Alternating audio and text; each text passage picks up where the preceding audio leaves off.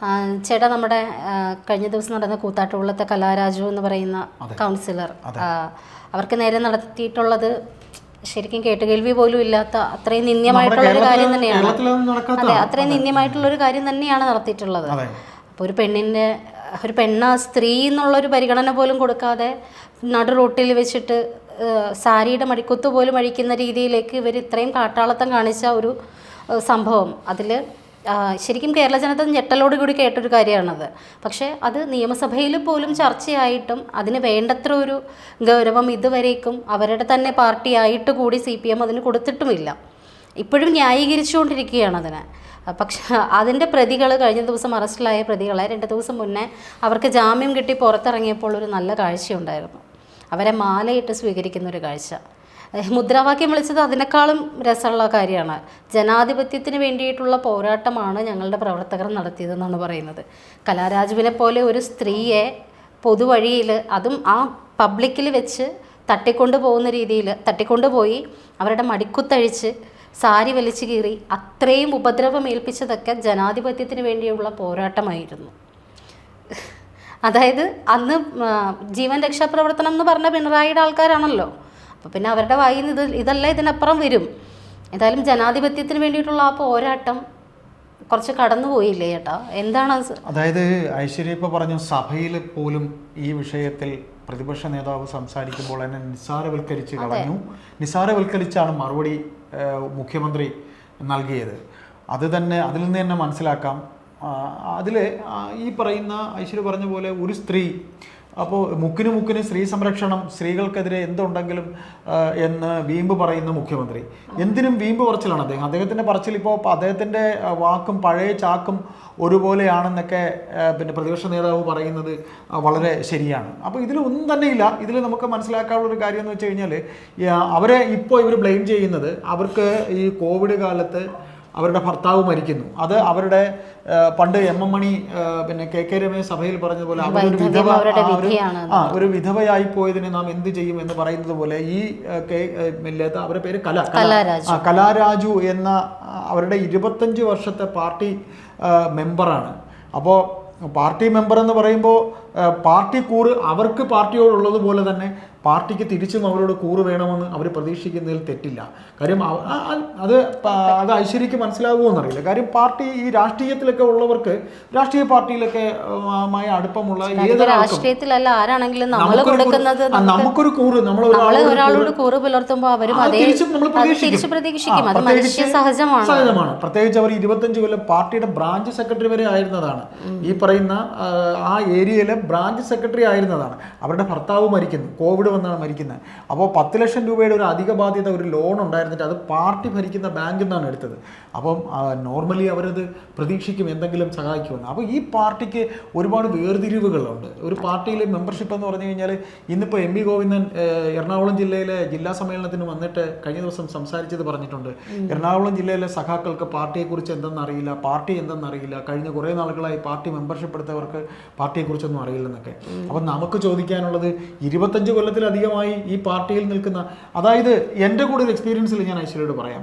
കാര്യം ഞാൻ ഒരു നീണ്ട നാൾ അല്ലെങ്കിൽ ഇപ്പോഴും ഒരു ഇടത് ആഭിമുഖ്യത്തിൽ പോകുന്ന ഒരു വ്യക്തിയാണ് ഞാൻ. എൻ്റെ പേഴ്സണൽ ലൈഫിലൊക്കെ തന്നെ ഒരുപാട് ഈ പാർട്ടി നമ്മളെ വ്യക്തിപരമായിട്ട് ഒന്നും നമുക്കെന്നല്ല, സാധാരണക്കാർക്ക് ഈ പാർട്ടി, എനിക്കറിയാവുന്ന വ്യക്തികൾക്ക് നമ്മുടെ തന്നെ ലൈഫിൽ ഒക്കെ ഈ പാർട്ടി നമുക്കൊന്നും ചെയ്തു തരില്ല. കാര്യം സാധാരണക്കാരനെ അവർക്ക് വേണ്ട. അവർക്ക് ആവശ്യം ഈ പറയുന്ന പോലെ പിന്നെ കള്ളനെയും ഭൂമാഫിയക്കാരനെയും ഒക്കെയാണ്. അപ്പോൾ ഈ പറയുന്ന ഈ സ്ത്രീക്ക് 2 മക്കൾ, വലിയ 2 മക്കൾ, അവർ ഈ കൗൺസിലർ എന്ന് പറയുന്ന വലിയ ശമ്പളം എന്നുള്ള ജോലിയൊന്നുമല്ല, എന്ത് വരുമാനമാണ്. അപ്പോൾ ഈ പാർട്ടി ഇപ്പോൾ അവർ പറഞ്ഞു വയ്ക്കുന്നത് അവർ കൂറുമാറി വോട്ട് ചെയ്യാൻ പോവുകയായിരുന്നു. അവരുടെ വോയിസ് ക്ലിപ്പ് പുറത്തു വന്നു. ഇവർ ചാരപ്പണിയത്, ഇവർക്ക് പണ്ടേ ഇവർ ചാരപ്പണിയുടെ ആൾക്കാരാണ്. ഇവിടെ ഗോപി കോട്ടമുറിക്കൽ എന്ന് പറഞ്ഞൊരു ജില്ലാ സെക്രട്ടറി ഉണ്ടായിരുന്നു പാർട്ടിയിൽ. അദ്ദേഹത്തിന് പാർട്ടിയിൽ തന്നെ അതിലൊരു നല്ല നേതാവൊക്കെയാണ് ഗോപി കോട്ടമുറിക്കൽ.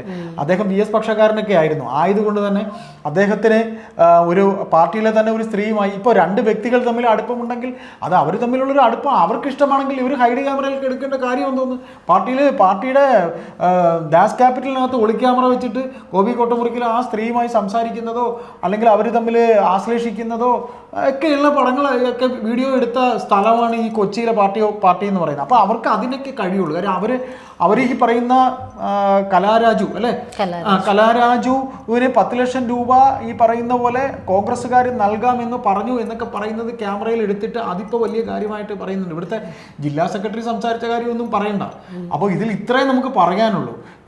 ഐശ്വര്യ പറഞ്ഞതിലേക്ക് തന്നെ പോകുന്നു. അങ്ങനെ മടിക്കുത്തിന് പിടിച്ച് ജയിലിൽ കൊണ്ടുപോയി അത് അറസ്റ്റ് ചെയ്യാൻ എത്ര ദിവസം എടുത്ത് കൊടുത്ത പോലീസ്? അത് എത്ര മാധ്യമങ്ങളിൽ സ്ത്രീ സമത്വം വിളമ്പിക്കൊണ്ടിരിക്കുന്ന നമ്മുടെ പിണറായി സർക്കാർ അദ്ദേഹത്തിന്റെ വീട്ടിലും 2 പെൺകൾ. ഐശ്വര്യ അതിന്റെ ഒരു സീനോട് ഐശ്വര്യക്കറിയോ? അതായത് ഈ ഇവരെ വണ്ടിക്കകത്തോട്ട് കയറ്റുമ്പോൾ ആ വണ്ടി പോകാൻ വഴി ഒരുക്കി കൊടുക്കുന്ന ഒരു പോലീസ് ഓഫീസർ, അവിടുത്തെ DYSP ആണ് ആ വണ്ടി പോകാൻ വഴി ഒരുക്കി കൊടുക്കുന്നത്. എന്നിട്ട് ഇവിടെ മാധ്യമങ്ങളൊക്കെയും ഇങ്ങനെ ഉണ്ട് പ്രതികൾ, ഇവരെ പിടിച്ചിട്ടില്ല എന്ന് പറഞ്ഞിട്ടാണ് ഇവരെ പിടിക്കുന്നത്. എന്നിട്ട് ആ ഏരിയ സെക്രട്ടറി, പ്രതിയായ ഏരിയ സെക്രട്ടറി അവിടെ നടന്ന വിശദീകരണ യോഗത്തിൽ നീയൊക്കെ വെറും പട്ടികളാണ്, തെമ്മാടികളാണ് എന്ന് പോലീസിനെ നിർത്തിക്കൊണ്ട് പോലീസിനോട് പറഞ്ഞു. അപ്പോൾ ഈ രണ്ടാമതൊരു ടേം കൂടെ ഇവർ ഭരണത്തിൽ വരുമ്പോൾ ഇത്തരത്തിലുള്ള ഭാഷ്യമാണെങ്കിൽ ഇനി അങ്ങോട്ട് പോകുമ്പോൾ എന്തു തരം ഭാഷ്യമായിരിക്കും ഈ പറയുന്ന കുട്ടി സഖാക്കളുടെ വായിൽ നിന്ന് വരുന്നത്? കേവലം ഒരു ഏരിയ സെക്രട്ടറിക്ക് ഇത്രയും അഹങ്കാരമാണെങ്കിൽ ഈ ഭരണത്തിലിരിക്കുന്ന മന്ത്രി പുങ്കവന്മാർക്ക് എന്ത് അഹങ്കാരമായിരിക്കും എന്ന് നമുക്ക് ചിന്തിക്കാവുന്നതല്ലേ ഉള്ളൂ. ഉറപ്പായിട്ടും കേവലം ഏരിയ സെക്രട്ടറി എന്ന് പറഞ്ഞാൽ അവരുടെ പാർട്ടിയിൽ ചില ജില്ലയിലെ 2ാം സ്ഥാനത്ത് നിൽക്കുന്ന ആളാണ്. അപ്പൊ പോലീസ് നിൽക്കുന്ന ഒരു യോഗത്തിലാണ് പറയുന്നത് ഇവനൊക്കെ പോലീസ് ആയില്ലെങ്കിൽ ഇവനൊക്കെ എന്നാണ് നീതിപാലകർ, അവരെന്തോ ആകട്ടെ അങ്ങനെയൊക്കെ. അപ്പൊ ഇവർക്കൊക്കെ അഹങ്കാരം തലയ്ക്ക് പിടിച്ചിരിക്കുക. അപ്പോൾ നേരത്തെ ഐശ്വര്യ പറഞ്ഞ പോലെ രക്ഷാപ്രവർത്തനം, കോൺഗ്രസിലുള്ള പാവം മാതൃകാപരമായി കരിങ്കൊടി കാണിച്ച കോൺഗ്രസ് പ്രവർത്തകര് ജീവൻ രക്ഷാ പ്രവർത്തനം, അവരെ ചെടിച്ചട്ടി മാറി തലക്കടിക്കുന്ന രംഗമൊക്കെ നമ്മൾ കണ്ണൂർ ഇദ്ദേഹം തുടങ്ങിയപ്പോൾ കണ്ടത് എന്ത് മാരകമായിരുന്നു. ആ കുട്ടികളുടെ ജീവിതം, എത്ര സ്ത്രീകളായിട്ടുള്ള പ്രവർത്തകർ കോൺഗ്രസിലെ, എത്ര ചെറുപ്പക്കാരികളായ പെൺകുട്ടികൾ, അവർക്കൊക്കെ പറ്റിയ അവർക്ക് ഒരുപാട് അപകടം പറ്റി, അതൊക്കെ വല്ലതും അറിയുന്നുണ്ട്. എന്നിട്ട് അതിനെ ജീവൻ രക്ഷാ പ്രവർത്തനം, അദ്ദേഹത്തിന് സെക്യൂരിറ്റി ആയിട്ട് ഇന്ന് ഒരു ബലവാൻ ഒരു ബലരാമൻ അദ്ദേഹത്തിൻ്റെ കൂടെയുണ്ട്. ഇവിടെ നമ്മുടെ ഞാൻ ഈ രാഷ്ട്രീയ പാർട്ടി കോൺഗ്രസ്സുകാരനൊന്നും അല്ല ഇങ്ങനെ സംസാരിക്കും, ഞാൻ കോൺഗ്രസ്സുകാരനല്ല. പക്ഷെ നമുക്ക് പറയണമെന്നുള്ളതുകൊണ്ട് പറയുക. ഇപ്പോൾ രാഹുൽ മാങ്കൂട്ടം ഉൾപ്പെടെ ഉള്ളവരൊക്കെ ഇപ്പോൾ MLA ആവുന്നതിന് മുമ്പ് രാഹുൽ മാങ്കൂട്ടം പറഞ്ഞിട്ടുണ്ട് ഞങ്ങളെല്ലാം നോട്ട് ചെയ്തിട്ടുണ്ട് സാറേ എന്ന് പറഞ്ഞു. പക്ഷെ അതിലൊന്നും പറഞ്ഞിട്ട് കാര്യമൊന്നുമില്ല. എല്ലാം റിട്ടയർമെൻറ്റ് ആയിക്കഴിയുമ്പോൾ വേണമെങ്കിൽ പോയി സാഷ്ടാംഗം നമസ്കരിക്കും. അവരെ കുറ്റം പറയാൻ പറ്റില്ല, കാരണം ഈ സർക്കാരിന് വേണ്ടി അവർ ചെയ്തു പോകുന്നതാ. പട്ടിയെ തവണ പോലെയല്ല ചെറുപ്പക്കാരല്ലേ. പക്ഷെ ഇതുപോലെ ഈ കുറ്റം ചെയ്ത് ജയിലിലേക്ക് പോയി തിരിച്ചു വരുന്നവരെ ഇതുപോലെ സ്വീകരിക്കുന്ന ഒരു അത് ഞാൻ പറഞ്ഞു വരികയായിരുന്നു. അതായത് ഈ ഒരു കാര്യം മാത്രമല്ല, കുറ്റം ചെയ്തവരെ മാലയിട്ട് സ്വീകരിക്കുന്നത് ഇപ്പൊ നമ്മൾ കണ്ടല്ലോ. പിന്നെ PP ദിവ്യ ഇറങ്ങി വന്നപ്പോ മാത്രമല്ല, പെരിയ കൊലക്കേസിലെ പ്രതികളായിട്ട് വന്നിരുന്ന കൊടിസുനി ഇറങ്ങി വന്നപ്പോ എങ്ങനെയാണ് വന്നത്, പൾസ് സുനി വന്നപ്പോ എങ്ങനെയാണ് വന്നത്? അഹങ്കാരമാണ്.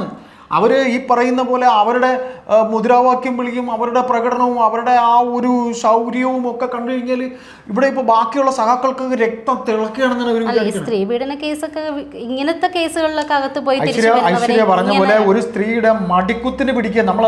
നമ്മൾ വായിച്ചിട്ടുള്ള മഹാഭാരതത്തിലൊക്കെ നമ്മളത് കേട്ടിട്ടുള്ളൂ. കൗരവര് പാഞ്ചാലിയുടെ മടിക്കുത്തിന് പിടിക്കുമ്പോൾ ഭീമൻ പല്ല് കടിച്ചുകൊണ്ട് തല്ലാനായി പോകുന്നു. അപ്പോൾ ഒരു വ്യവസ്ഥയുടെ പേരിൽ തല്ലാൻ പറ്റാതാവുന്നുണ്ട്. അപ്പോൾ അതുപോലെ ഇവർ മനസ്സിലാക്കാനുള്ള സംഗതി എന്ന് വെച്ച് കഴിഞ്ഞാൽ ഇതെല്ലാം കേരളം കാണുന്നുണ്ട്. പിന്നെ നമുക്ക് ഇതൊക്കെ പറയുകയാണെങ്കിലും ഒരു കാര്യം കൂടെ പറയാം. നമ്മുടെ ഇവിടുത്തെ ആൾക്കാർക്കൊക്കെ മറവിരോഗമുണ്ട്. മറവിരോഗത്തിൻ്റെ ആൾക്കാരാണ്. ഈ മറവിരോഗം കൊണ്ടാണ് പലതും മറന്നുകൊണ്ട് ചില കാര്യങ്ങൾ വ്യക്തമായി ചെയ്യേണ്ട സമയത്ത് ചെയ്യാതെ മറവിരോഗം ബാധിക്കുന്നതുകൊണ്ടാണ് ഈ പറയുന്ന അഹങ്കാരം പിന്നെയും ഉണ്ടാകുന്നത്. ഇതൊക്കെ നമ്മൾ നമുക്ക് എന്ത് ചെയ്യാൻ പറ്റും ചേട്ടാ ഇപ്പോഴത്തെ ഒരു അവസ്ഥയിൽ? എന്ത് ചെയ്യാൻ പറ്റുമെന്ന് ചോദിച്ചാൽ നമുക്ക് പറ്റുന്നത് നമ്മൾ ഇതേപോലെ നമ്മുടെ മുന്നിൽ നമുക്ക് കഴിയുന്ന രീതിയിലുള്ള പ്രതിഷേധം നമ്മുടെ മാധ്യമങ്ങളിലൂടെ, ഈ മാധ്യമം നല്ല നമ്മളല്ലാതെ പച്ചയ്ക്ക് ഇത്രയും ആൾക്കാർ കണ്ട ഒരു സംഭവത്തിൽ അകത്ത് പോയി പുറത്ത് വരുന്നവരെ ക്ലാരിഫിക്കേഷൻ നടത്തിക്കൊണ്ടിരിക്കുകയാണ്. ജനാധിപത്യത്തിന് വേണ്ടിയിട്ടുള്ള പോരാട്ടം നടത്തി തിരിച്ചു വരുന്നു. ജനാധിപത്യത്തിന് വേണ്ടിയുള്ള പോരാട്ടം നടത്തിയ പ്രവർത്തകരാണ് അവര്. മുഖ്യമന്ത്രി പറഞ്ഞ മറുപടി കണ്ടായിരുന്നല്ലോ സഭയിൽ. ഇങ്ങനെയൊക്കെ ന്യായീകരിക്കണ കേൾക്കുമ്പോ ന്യായീകരണം എന്ന് പറയുന്നത് ന്യായീകരണം എന്ന് പറയുന്നത് ഒരു തൊഴിലാണ്. അവരെ സംബന്ധിച്ച് ന്യായീകരണത്തിനും തൊഴിലും ഇപ്പോ ഈ പറയുന്ന ന്യായീകരണ തൊഴിലാളികൾ എന്നാണല്ലോ നമ്മൾ തന്നെ അവരെ പറയുന്നത്. ഒരു കാര്യം കൂടി ഞാൻ പറഞ്ഞുതരാം. ഈ ഇറങ്ങി വന്ന സമയത്ത് സ്വീകരിച്ച് കൊണ്ടുവന്ന ആൾക്കാരുണ്ടല്ലോ, അതിൽ പലരോടും ചിലപ്പോൾ ഭീഷണിപ്പെടുത്തിയായിരിക്കും കൊണ്ടുവന്നിട്ടുള്ളത്. നീ വരണം, വരാൻ ഇന്നവരെല്ലാം വരണം, അല്ലെങ്കിൽ ഇന്ന ബ്രാഞ്ചിൽ നിന്ന് ഇന്നാരെല്ലാം വരണം എന്ന് അറിയിച്ചിട്ടുണ്ട്. ആ അറിയിച്ച പ്രകാരമാണ് വരുന്നത്. വന്നില്ലെങ്കിൽ ചിലപ്പോൾ നാളെ അവനെതിരെ വേറൊരു നടപടിയായിരിക്കും. അവൻ ഇത് വന്നില്ല എന്നുണ്ടെങ്കിൽ അവനൊരു ബാങ്ക് ലോൺ കിട്ടാൻ വേണ്ടിയിട്ട് ഒരു പേപ്പർ ശരിയായി, അത് നമ്മൾ ഈ ചില കാര്യങ്ങൾ ഇങ്ങനെ ഒതുക്കിയിരിക്കുന്നൊക്കെ പറയില്ലേ, അതുപോലെ നോട്ട് ചെയ്തിരിക്കും. നമ്മൾ വിളിച്ചിട്ട് അവൻ ഇന്നവൻ വന്നിട്ടില്ല, ഇന്ന വീട്ടിൽ കുഞ്ഞിരാമൻ നമ്മൾ ഇന്ന ജയിലിൽ നിന്ന് ഇറങ്ങുന്ന സ്വീകരിക്കേണ്ട പരിപാടിക്ക് വന്നിട്ടില്ല, നോട്ട് ചെയ്ത് വെച്ചേക്കും. അവനൊരു പേപ്പറോ അവൻ്റെ കാര്യങ്ങളോ ഒക്കെ കൊണ്ട് ചെല്ലും.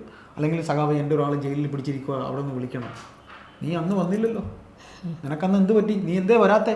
ഇതൊക്കെ കൊണ്ട് പേടിച്ചിട്ട് വന്നവരാണ് ശരി. അല്ലാതെ ഇതൊന്നും ഇങ്ങനെ പേടിപ്പിച്ച് ഭരിക്കും ചേട്ടാ, പേടിപ്പിച്ച് ഭരിക്കും. ഇവിടെ ഭരിക്കുന്ന നീ എത്ര നാൾ കൂടി ഉണ്ടാവും? അതൊക്കെ ഭരിക്കും. നിങ്ങൾ വോട്ട് ചെയ്ത് കൊടുത്താൽ മതി. നിങ്ങൾ വോട്ട് ചെയ്ത്, നിങ്ങളെല്ലാം ഇങ്ങനെ വോട്ട് ചെയ്ത് കൊടുക്കുക. എല്ലാവരും വോട്ട് ചെയ്ത് കൊടുത്തിട്ട് ഇതേപോലെ പേടിപ്പിച്ച് ഭരിക്കുന്നത് നിങ്ങൾക്ക് ഇനിയും കാണാം. ആരോണ്ട് പറഞ്ഞ പോലെ തലവിധി എന്നേ പറയാൻ പറ്റൂ ഇതിനൊക്കെ.